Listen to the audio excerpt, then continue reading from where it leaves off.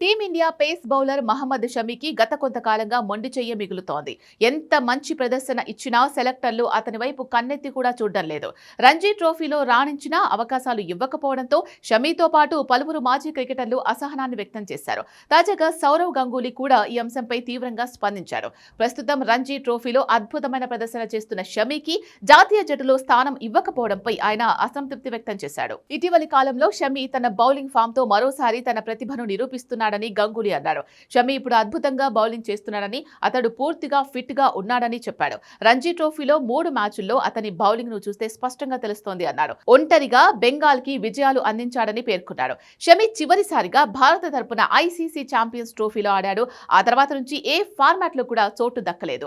అజిత్ అగార్కర్ నేతృత్వంలోని selection committee ఇప్పుడు యువ బౌలర్లను ప్రోత్సహించే దిశగా అడుగులు వేస్తోందని, అయినప్పటికీ అనుభవజ్ఞుడైన షమీ దేశీయ క్రికెట్ లో అద్భుత ప్రదర్శనలతో తన ఫిట్నెస్ ఫామ్ ను నిరూపిస్తున్నాడు. ప్రస్తుతం షమీ 3 రంజీ మ్యాచ్ల్లో 91 ఓవర్లు బౌలింగ్ చేసి 15 వికెట్లు సాధించాడు. మొదటి 2 మ్యాచ్ల్లో బెంగాల్ జట్టుకు వరుస విజయాలు అందించాడు. త్రిపురపై వికెట్ లేకపోయినా అతని బౌలింగ్ లైన్ కంట్రోల్ ను నిపుణులు ప్రశంసిస్తున్నారు. తన అభిప్రాయం ప్రకారం ఫిట్నెస్ గానీ స్కిల్ విషయంలో గానీ షమీ ఇప్పటికీ అదే స్థాయిలో ఉన్నాడని దాదా చెప్పుకొచ్చాడు. కాబట్టి అతడు టెస్టులు, వన్డేలు, టీ20లు అన్నింటిలోనూ భారత్ తరపున కొనసాగించకూడదు అనే కారణం తనకు కనిపించలేదని అభిప్రాయం వ్యక్తం చేశాడు.